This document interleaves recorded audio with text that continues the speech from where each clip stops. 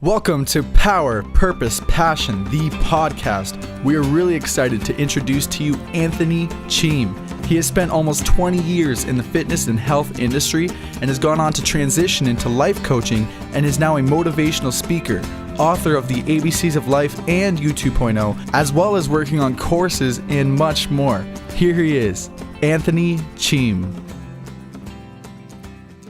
Thank you for having me. It's a pleasure. Love to be on the podcast and share my vision, share my passion, and help more people out there. Thank you. Perfect. Yeah, we're really excited to finally turn this into a podcast format because you've been coaching us for a little while now, and it's good to share that message with not only us but the people out into the world on the internet. Yeah, it's fantastic. Hello, world. Hello, world. YouTube.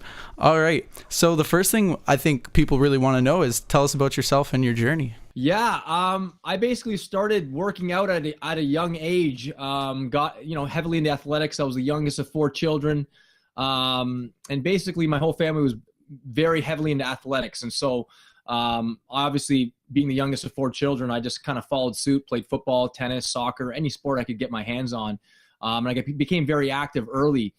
But what was interesting was I started working out, bodybuilding and doing all this weight training.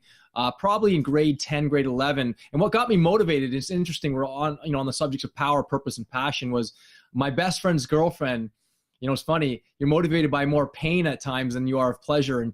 And she said to me, I was wearing a pair of shorts, and she basically said to me, "Ew, Anthony, you're way too skinny legs. You shouldn't be wearing any shorts." Right? And so it was funny, having her say that, I was like, oh my gosh. This girl is, she's a very attractive girl, and she's saying I have skinny legs, I shouldn't be wearing shorts. And I literally didn't wear shorts after that for 5 or 6 years, no joke. Very rarely did I, because I was so conscious after that, right? And so that really drove me to start working out. I said, I'm going to prove her wrong. I'm going to work out. I'm going to build the body that I want and do all this thing. Sorry, you can hear my daughter in the background, and my son here.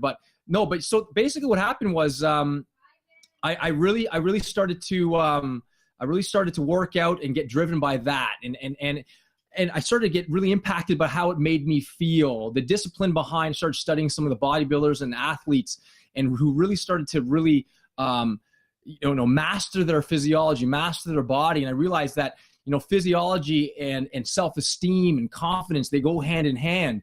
And so I started studying a bit more, and I really started to get heavily into reading books about physiology and exercise and, bodybuilding magazines, Men's Health, anything I can get my hands on.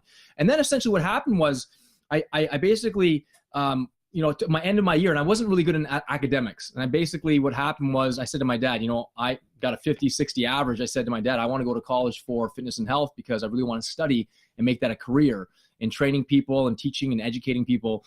And what essentially happened was I asked my dad, I want to go to school for this. And he said, unless you get your grades up, I'm not paying for it. I'm not going to fund this. I'm not going to subsidize this unless you get your grades up. And then within 1 year, I went from like a 50, 60 average to 80, 90 average because I was so driven, because I wanted something. Even though I didn't like the courses I was taking in high school, I oftentimes tell people, sometimes you got to do the things you don't want to get the things you do want, right? And then, so I went to school for a couple of years in studying health and fitness. And then right out of college, I basically joined a gym as a trainer there. And I just wanted to teach and preach and motivate and share my knowledge.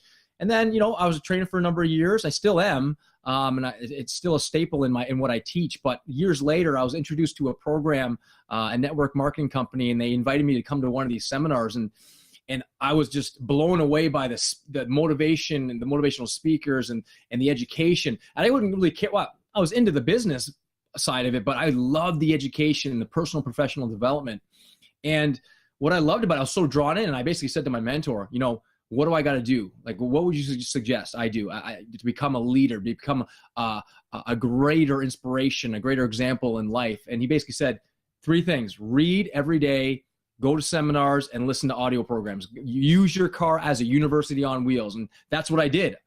Any book he gave to me, I was reading. Any audio program, I was listening to. Any seminar, I'd go to the seminars. I'd spend lots of money, and I would just divulge and just like take it all in and just want to get it all.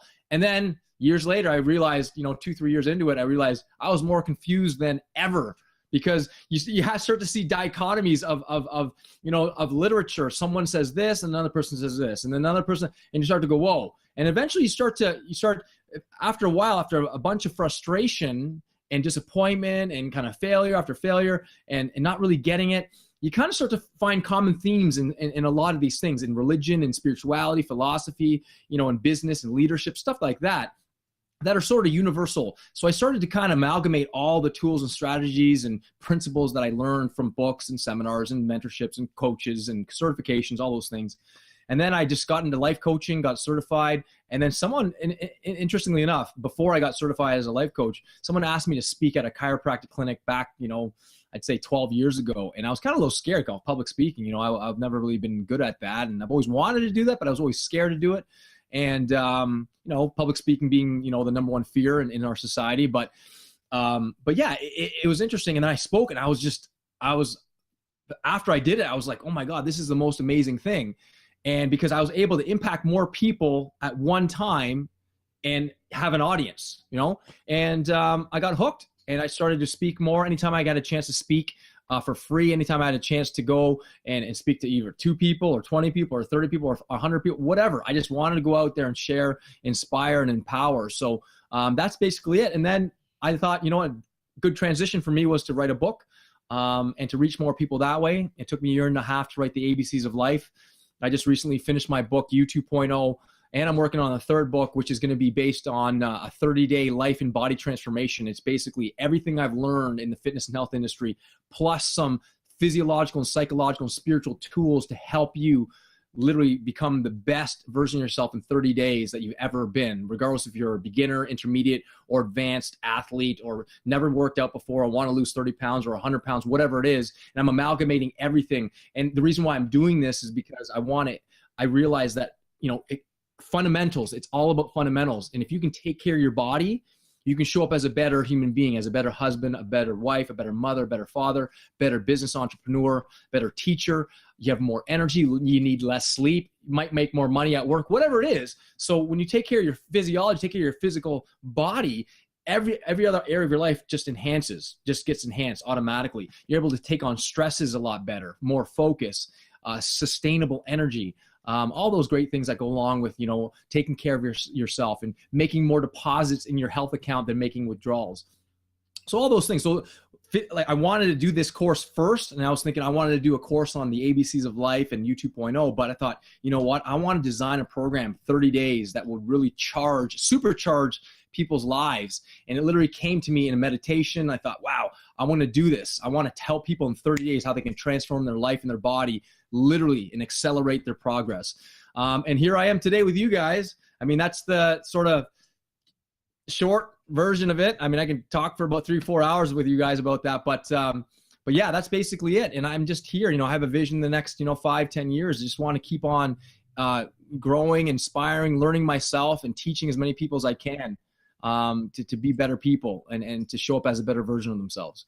I really love that, Anthony. Thank you. And thank you so much for sharing all that knowledge you've accumulated with us and with the people listening to this podcast. So again, thank you. Oh, you're welcome. And the thing I want to add too, I just want to, my journey, I just basically share with you a lot of the good things that I shared, but I want to let you know, I've been through some tough times too. And, out of those, I heard Napoleon Hill say, strength grows from struggle.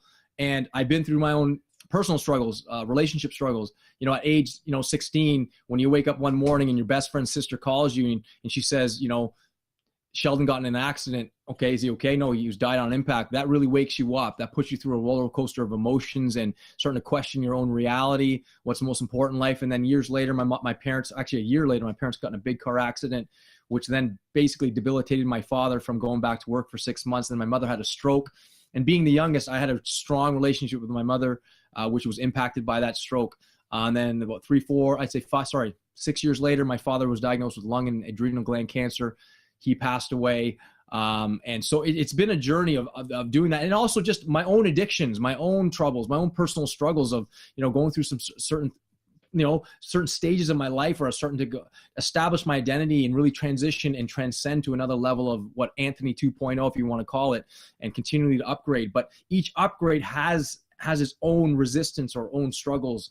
And I've been able to face them. And I have this sort of, mindset. The law of persistence there's two laws of persistence in my mind that, the first law says, keep going. The second law says, when you're unsure what to do, refer to law number one, right? Just keep on going. And so regardless of what struggles or circumstance you're in, just keep on going, keep on pushing, learn the lesson, and then go. Learn the lesson, then go, and then go teach it. I'm all about service. I'm all about giving back. And that's basically where we are today. So I wanted to make sure everyone kind of listening to this and watching this knew that I'm not just some guy that just started writing books. I've been through my own trials and tribulations. Yeah, that's very valuable information.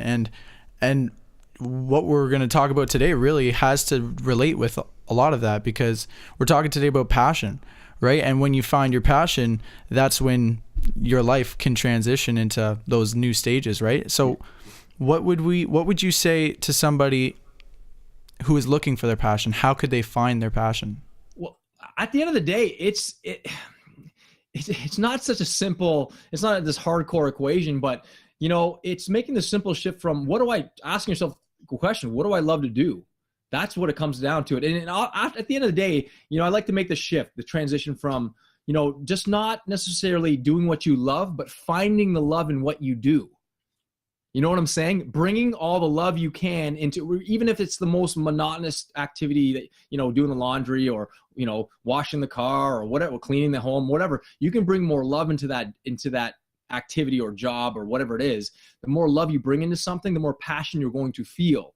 And I believe that's part of what, quote unquote, in the spiritual realm, that's what enlightenment is all about. Bringing more love into the most mundane of activities and enjoying the process of doing that. But if you're specifically talking about finding your passion, I've always been a believer that, I remember one guy said to me, never stop doing what you love, regardless of what you're doing. Like if you're going through the toughest time, do what you love.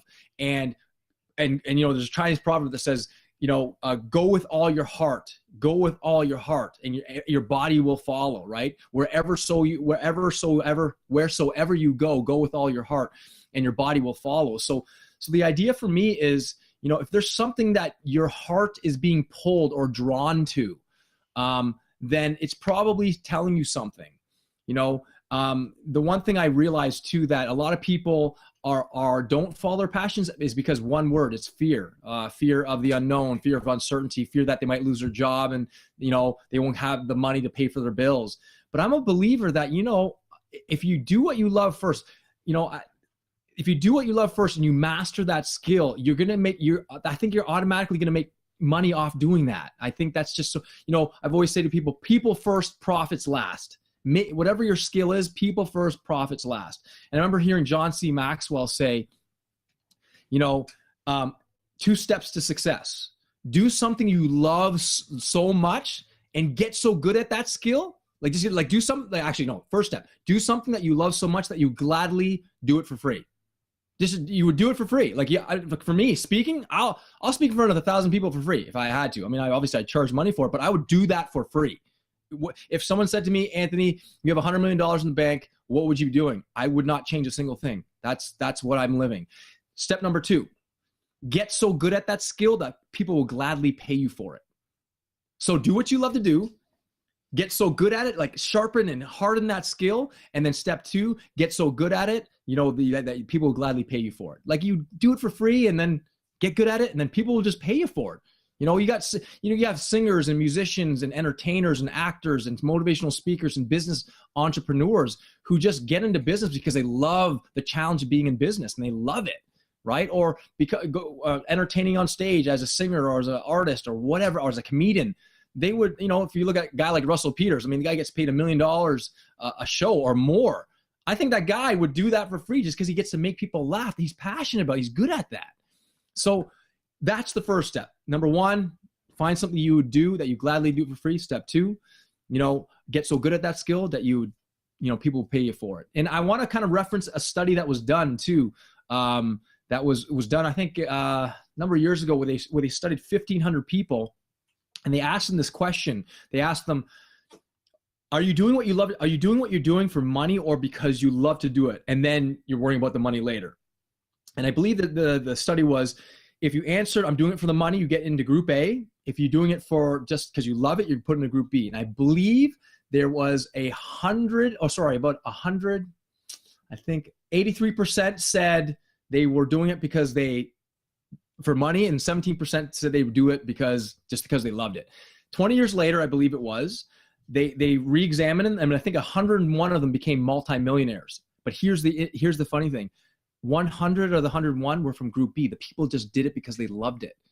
100 out of the 101 because they were passionate about it, because they were loving it first. They weren't doing it just for the money. They were doing it because they loved to do it. So start there. Start there with anything that you love, things that you're talented. A lot of times, here's where people miss the boat. Oftentimes I'll talk to people in coaching sessions, and I will say, wow, you've got a talent by making people laugh. And because it comes naturally to them, they don't see it as a talent or anything extraordinary. But to other people, it's extraordinary. You know what I'm saying? So I said, I always say people that can make people laugh, I'll say, why don't you become a comedian? Or why not test yourself and stretch yourself and do like an open mic? Go there. Who cares? Who cares if they laugh at you? You did it. I mean, I'd say 95% of the people that want to be are good at comedy and want to be stand-up comedians never walk on the stage out of fear. What people might think, or whatever people might say about them, or whatever it is. Here's my thing for you. If you're scared or you're worried about what other people think, other people's opinion of you is none of your business. So if they just criticize you and call you names, that's none of your business. It's like I often say to people, and I heard Wayne Dyer say this. He said, I can speak in front of 2,000 people, walk off the stage, and I'll have 2,000 different reputations because there'll be 2,000 different views of me. And I thought, wow, I can't control how people think of me, but what do I think of me? That's what's most important, right? I want to march to my own drumbeat. That's what's most important. And I actually teach this to my kids too. My daughter might come up to me and say, oh, the so-and-so doesn't like me. Or my son might say, oh, my so-and-so doesn't like me. I said, do you like you? What does their opinion even matter? Like, do you like you? That's what matters. And that's what we got to create in our mindset in our society today, is about independent thinkers who are independent of the good opinion of others, who march to their own drumbeat, who are just living from passion. And as Carl Jung says, it's not that I had purpose and passion. My purpose and passion had me. It's like when I was writing my book, The ABCs of Life, I kind of feel like Khalil Gibran, who wrote The Prophet, when he said, when I was writing The Prophet was writing me. And that's how I feel when I'm doing my passion. And I'm sure you guys have felt it when you're doing your music and stuff, that hey, sweetheart, when you're doing your music and stuff, there comes a point when you go into this flow state, right? And it's not even you that's playing. You're just sort of like a witness to what's happening. All of a sudden you're playing the guitar and you're singing, and all of a sudden you're like watching yourself doing it, and something takes over. It's spirit, God, whatever you want to call it, just takes over. And I remember that story of this actor who was on stage, and he did the most magnificent performance he's ever done. And they were applauding him. And after they found him angry, and they were thinking, well, why are you so angry? And he said, because I don't know how I did it. I just sort of let go, surrendered to the moment, and something in me just directed me. And I'm sure you guys have felt that way. And when you live from passion, you live with purpose, and you claim your power, and you continuously sharpen that skill, synchronistic things will happen like that. Amazing things, the right people will show up, the right circumstances will show up, the money will show up, the opportunities will show up. Listen, guys, I can tell you, this doesn't happen to people who are sort of playing life on the sidelines, who are hiding behind, their fears. This only happens to people that are almost relentless and fearless in their pursuit of doing something big for their life. That's who it happens to. And it's funny, I heard some guy say Pete Rose was, he was hitting, a great baseball player, right? And they asked him, you're getting luckier and luckier and luckier. And he goes, yeah. It seems that every time I practice, I get luckier and luckier and luckier. So it's not luck that made Pete Rose one of the greatest baseball players of all time. It was relentless practice, relentless courage, relentless tenacity that got him to where he was. And so I say to your audience here today that, if again, the first step, let's go back to fundamentals. Do something that you would gladly do for free, get so good at it that that people will gladly pay you for it. And the third thing is look at your natural talents. Again, some people might go, well, I don't really have that much talent. But to you, it's natural. But to others, they might go, oh my God, you've got a talent for singing. You got a talent for talking to people, or you got a talent for listening, or you got a talent to do this. And because it comes natural, they kind of push it aside. I'm sure you guys have met people like that. They go, you're pretty talented. Oh no, it's not that bad. It's not that big deal. It just comes naturally to me. But that's exactly it. That's where they miss the boat. So if I would say that again, three steps, something you do for free, get good at it. People gladly pay you for it. Look at your natural gifts and talents. In fact, there's a thing that you can do online called the Strength Finders 2.0. And it's a test. I think you can pay for it like $10. And there's like 50 talents that it surmises. You take this test and it gives you like your top 5 or 10 talents or gifts that you possess. And it's really good because you kind of go, wow, I didn't know that was a gift or a strength or a talent or whatever it is. And you kind of go, oh, okay, I can actually use this. And from that description of what your top talents are, you can take those qualities and take it into your current job or take it into a job that you really like to be in.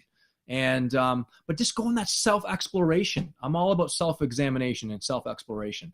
Go nuts with it. Be curious. Be relentless. I hope that answers your question. I know there's a lot there. Oh yeah, definitely. That's a lot of information for you guys. So we work here every day, right here at our home on our business, and we try to, we're all passionate about it, right? But every now and then it'll kind of hit this low point where it's like, oh, it's like, it's cool. The vision is cool, but we're not feeling it today for some reason. Yeah. Do you have any tips on kind of keeping that alive, keeping your passion a burning desire, Good. It's interesting. There's really two parts to your question. Now, if it's just because you are tired or you're just having a bad day, then yeah, I can teach you some techniques and strategies to kind of break that pattern and then really ignite and charge your body and charge your mindset. But if it's really about you've been literally going for 2 weeks straight with only 2 hours sleep a night, then you probably have to give yourself permission to rest. You know what I'm saying? So there's fatigue and tiredness and kind of just, I feel a little tired today. And then there's extreme exhaustion where it's like, okay, I need a break. I need to step away from it for a moment. So let's tackle the first part first. If you are just tired, like for example, perfect example was today.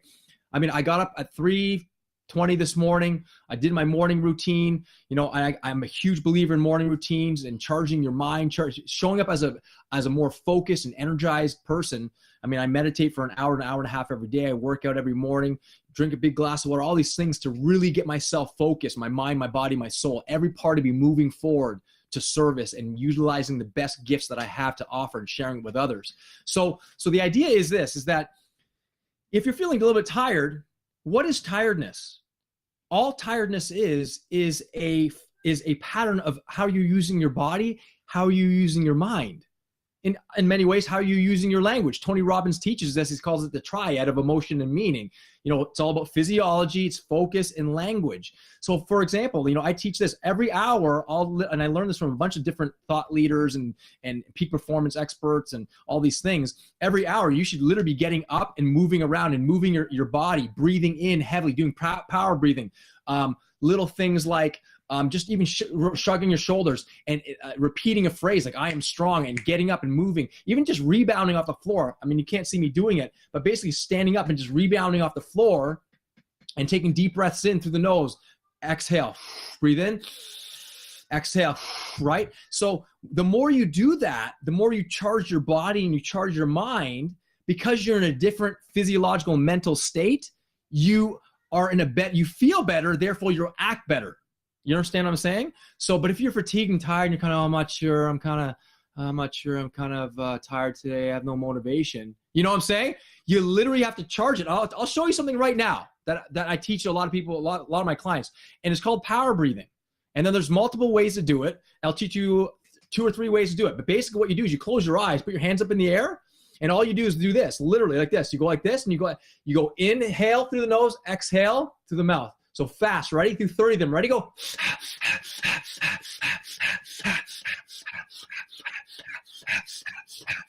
Hard, guys.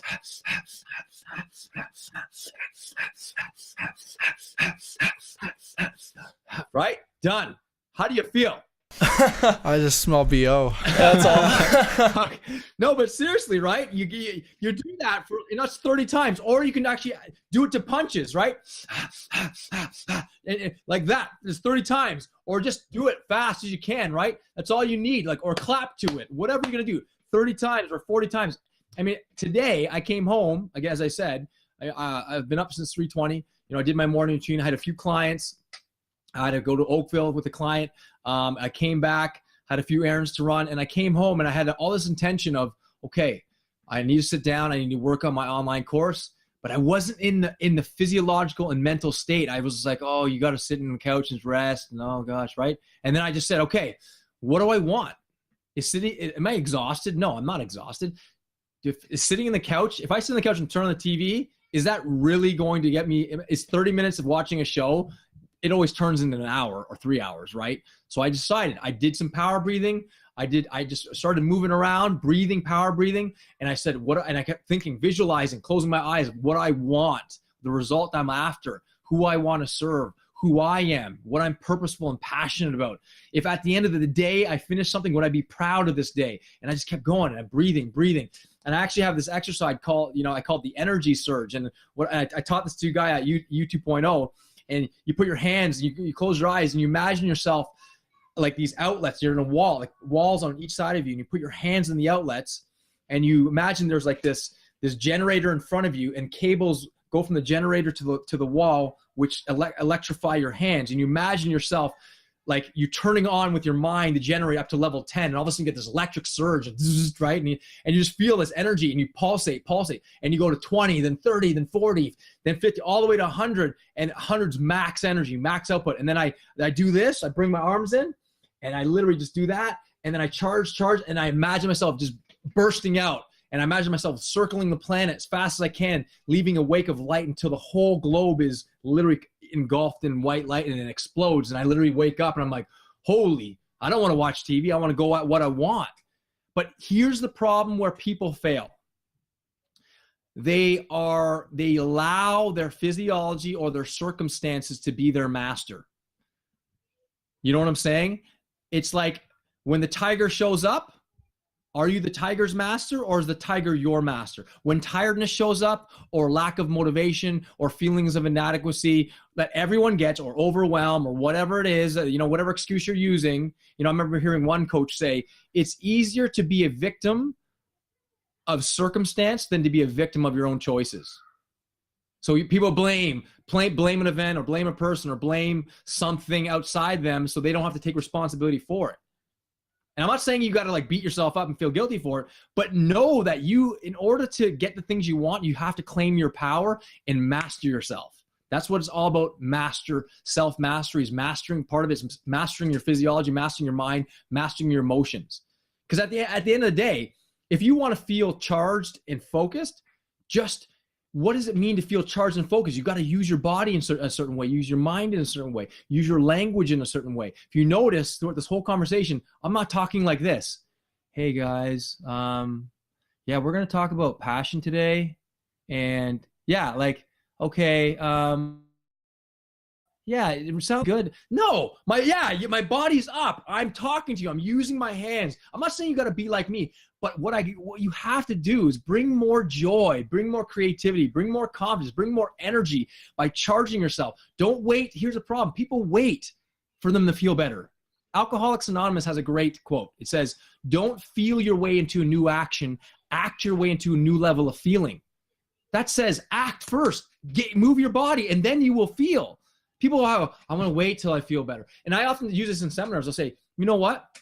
If everyone listened to how they felt, none of us would have got up this morning, right? Because the alarm clock goes off. Oh my God. If we listened to it, then we would just went right back to sleep. We'd all be late for work, right? But I don't listen to how I feel necessarily all the time. I mean, I acknowledge how I feel, but I focus on what I want to produce, what I want to give, who I want to become, my outcomes, my purpose, my passion. And so I have a high standard for myself. And so I'm not saying you got to feel guilty if you don't follow through. What I'm saying is take the lesson in. I didn't fall through. What am I going to do next time? What am I going to do next time? What did Anthony say? Okay, if I get down, what I got to do? The power breathing, do the energy search, whatever it is to change or break your state. In fact, I can tell you, there's a book I'm reading called Super Better by Jane McGonigal, and she's got a PhD she studied video games for a number of years and the positive impact that video games have had on the mind and physiology of people. And they've done tests on people that have PTSD and how it changes your state. In fact, one of the things they discovered was if you play like Candy Crush, something that's visually captivating, or Bejeweled or Tetris, that takes a lot of cognitive absorption and resources, it literally reduces your cravings by 25%. So if you're craving food, literally throw on your phone, start playing something like Candy Crush. It can't just be like any game. It's got to be something that's visual, and it's got to be challenging and interactive. So everyone talks about the negatives of video games, Call of Duty and all these games out there, but they don't talk about the positives too.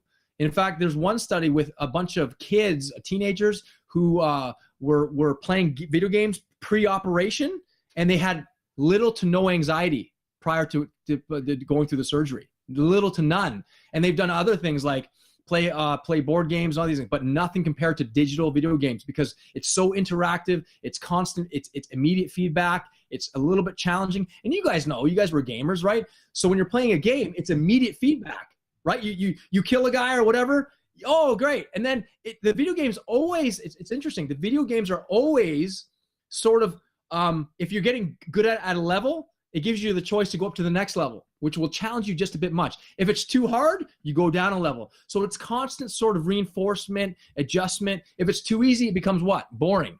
If it's too hard, you kind of go, oh, you get frustrated. The same thing's with life, right? If things are too easy, it gets boring. But if things are too tough, you kind of go, I'm a failure, right? It's like my martial arts teacher, he taught me, he goes, Anthony, you wouldn't teach a kid to catch a baseball by going like this and chucking it at the kid. You wouldn't do that. If I kept doing that, he would never catch it. You kind of go, okay, open your hands and slowly throw the ball. I catch it. And then you go a little farther. But, humans, adults, we convince ourselves we got to get to the best overnight, immediate gratification, instant gratification. Slowly learn to catch the ball. You want to learn a guitar? Learn one note, learn one chord, right? That's it. Start doing that. Piano, singing, whatever it is. If you want to start a business, you just, write the name of the business that you want, the title. Bang, you're on the road. The journey of 1,000 miles begins with what? One step. And that's what we want. I want to teach everyone just one consistent step each and every single day. It's like if you and I were to fly to Hawaii right now, right? And I were to change the course of our direction by 0.1 degree, right? Would we end up in Hawaii? No, we'd be completely off. Yet that 0.1 degree made a huge difference. So your 0.1 degree or your 0.1 step could be getting up 10 minutes early and going for a 3-minute walk every day.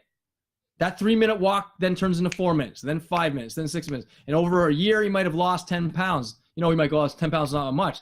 10 pounds is a lot. If you think about just starting with 3 minutes, but people forget, they don't begin the process. They think they got to have their T's crossed and their I's dotted and have the perfect plan. The perfect plan never comes. Just begin the process, and things will happen. It was Van Gogh that said, whatever you dream or do, begin it. Genius has magic and power. Boldness has magic. Genius has magic and power in it. So be bold, start. And I guarantee you, if you just start, you're ahead of 95% of the people that just kind of sit and wait at the bus stop, waiting for the bus that's entitled the perfect time to start your business, or the perfect time to start your health, or the perfect time to start saving your money, or whatever it is, so just begin the process. Wow. Wow. So much. I know. I just got so much, man. I just I just want to grab people by the neck and just shake them, just begin the process. But you realize, I look at myself, this is not an overnight thing for me either. People look at, all these entertainers, or, Prince, he just died, right? People think, oh my God, he's one of the greatest musicians ever.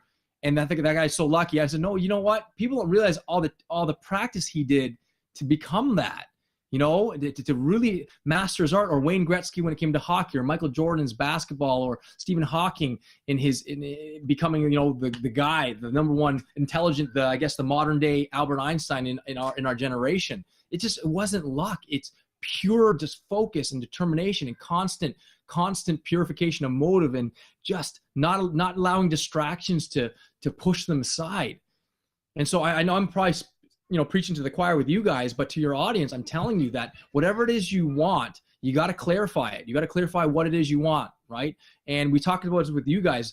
If you're focusing on what you don't want, trust me, you'll get a whole lot more of what you don't want. But if you focus on what you do want, you're going to be focused on what you do want, and you'll move in that direction. Where focus goes, energy flows, Tony Robbins said. I remember hearing him say that. Where focus goes, energy flows. I'm like, oh my gosh, that's so true. Where your focus is, you're focused on all the abundance and what you're grateful for and how great life is, you're going to see that. You're going to see it, you're going to feel it, you're going to experience it. But if you're focused on, oh gosh, there's so much crap in the world, you're going to see more of crap and more of crap. I'm hoping I'm giving your audience a lot of good nuggets and tools here. So. Oh, exactly. And I could just tell on this show, there is going to be so many fun episodes sitting here with you, Anthony. There's so much information. I could tell you just want to explode right now with all of it. I do, man. I got to mention this. Well, I saw you at your seminar. It was crazy. It was all over the place. It was awesome. And so it's funny because I'll do a seminar and I'll go off on a tangent. I'll go off the topic, which is good, which is why I kind of need like a PowerPoint just to kind of keep me in structure. Otherwise, I go off on tangents and I forget what I'm talking about. But I get so lit up. And it's like I just when I see a stage, just give me the mic. I just want to speak and inspire people. And when I speak to people, I'm like, I'm really speaking to their soul. I feel like I'm connecting with people in the audience. And it's like, if you look at the people in the audience, if you're struggling with a challenge, you're struggling with your job or struggling with your relationship, whatever it is, you got to go deep inside and start doing some examination about who you are, what it is you want. If it's a relationship that you're unsure about, get some counseling, get some therapy, read some books on relationships, study it. If you want, Jim Rohn said to Tony Robbins a long time ago, he says, whatever it is you want in life, make it a study. If you want better health, study health. If you want better relationships, study relationships. If you want better finances, study finances. Make it a study, make it fun. In Jane McGonigal's book, Super Better, she talks about be the hero in your own story. Be the hero. And then look at all the villains in your life as the villains you're going to conquer. Like it could be procrastination. It could be overeating. It could be, be coming home and watching TV for 4 hours and treat that as a villain. And so what would you do, whatever challenges, and you're playing a video game and you faced a villain called procrastination, what would you try and do? You would try and defeat it. But eventually, your enemy might defeat you once, but what do you do when you play a video game? You adjust, right? You adapt to your enemy and you try again. And you might bring his energy meter down one more notch, and then you die. And then you do it again, and then you die. People not realizing video games are a great metaphor, because you don't see a kid play video games and fail once and then throw the thing down. They keep on going, relentless persistence, right? So your life, whatever your life is, whatever video game you're playing or what challenge you're going through, treat it like a video game. Give yourself a name like whatever, Superman, whatever, strong, I'm a fighter. And you're the hero in your game called The Fighter. And you've got multiple challenges. Face one challenge, one villain at a time. And just, okay, I procrastinate a lot. Okay, what do I got to do? Put a plan of action together and then go at it with full focus. And if it doesn't work, change your approach. If that doesn't work, change your approach. It's funny. I hear all people all the time, I've tried every diet possible and I've never been able to lose weight or sustain it. You've tried every weight loss program, every single one. Okay, I want you to go on Google right now and type in weight loss programs. How many? A billion come up, right? Tons of them come up. And so you haven't tried it. The question is, have you set up your psychology, your emotional fitness, and your physiology in such a way where you're fully aligned in what your purpose is and what you really want? Not just some goal, I want to lose 10 pounds. I want to lose 10 pounds. I want to have the energy and vitality to go 24 hours straight and get more done in a 1 day period than I do in a 7 day period. Now that's a different approach than just going, I want to lose 10 pounds. Like I want to have the energy, vitality, the passion. I want to be a vessel, an instrument for all the spirit of love and divinity and all this great stuff that life has to offer, and share it with the world in my own unique way. Now, if you had a purpose, if you had two people that had that purpose, that said, I want to lose 10 pounds, or had that vision, I want to lose 10 pounds, and another person that just said the way I said it, who's going to have a more likeliness to be aligned and move in that direction faster and long term? Absolutely. The second person. Of course. You got to attach an emotional resonance with what it is you want. And that's where purpose comes in. And we won't get much into purpose. We're talking about passion, but at the beginning of our conversation, it really comes down to not just finding, like doing what you love, but finding the love in what you do, bringing more of you into whatever activity you're doing. And you'll discover a lot more about yourself, your talents, your gifts. You discover more about life. You'll discover more about, you start to appreciate your job more, and recently, a friend of mine just had a heart attack and died at 37. Crazy. Like, died at work. And you start to go, man, he's 37. He was my age. I went to school with him in elementary school and high school. And you go, wow, man, people are worried about, that they didn't get the right sauce on their burger or whatever it is. And then, you start to question. And, I often say to people in my seminars and coaching, I'll say to them, if you had 6 months left to live, what would you do? Like, honestly, what would you do right now, 6 months left to live? And most people go, yeah, I'd get my bucket list. I'd go travel. I would do the things I've always wanted to do and just do it. Okay, great. What if you only had 6 weeks left to live? And they go, whoa, that's a little less. I'd probably throw away my bucket list and start spending more time with my family, doing these things. And then, I'd start to, maybe give more and love more, not focus on me so much. And then I say, what about 6 hours left to live? And they go, oh my gosh, I would drop everything. Would your job matter? Would your problems in your personal life matter? What would matter in that 6 hour period was what you give. And I remember hearing Wayne Dyer say, it's whatever you get from life, you lose. Whatever you don't share with others, you lose forever. Whatever you do share with others, you keep for a lifetime. Because all you can do with your life is give it away. And in that 6 hour period that you have left in your life, why don't we live every day like that? As if we only had 6 hours left to live. Because the truth is we might die. Like my friend, I don't think his wife, woke up that morning and said, yeah, my husband's going to die at work today with a massive heart attack. I don't think she woke up that way. But what if we kind of woke up and said, what if this is the last day I see my child? What if this is the last day? Then what would I do? What do I want? What would I want my child? But not in a negative way, but in a very enlightening way where it wakes you up. In spiritual realm, they talk about to die before you die. To die to all your crap that your ego makes up and all the stuff that you're not good enough or you're not strong enough, you're not pretty enough. Oh, you got to die to all that stuff, because if you had 6 hours left to live, you wouldn't even care about that. So why not just live like that, as if it's the last day of your life, and see it as an opportunity just to take one more day to give more. I love what Brendan Burchard says, and I share this with my clients too, that he talks about how the three questions you're going to ask at the end of your life is, did I live? Did I love? Did I matter? And why do we have to wait till the end of our life to ask that question? And I remember him talking about how he'd asked that question one time and he wasn't satisfied with the answers. But the next, he vowed that the next time he asked those questions, he'd be better.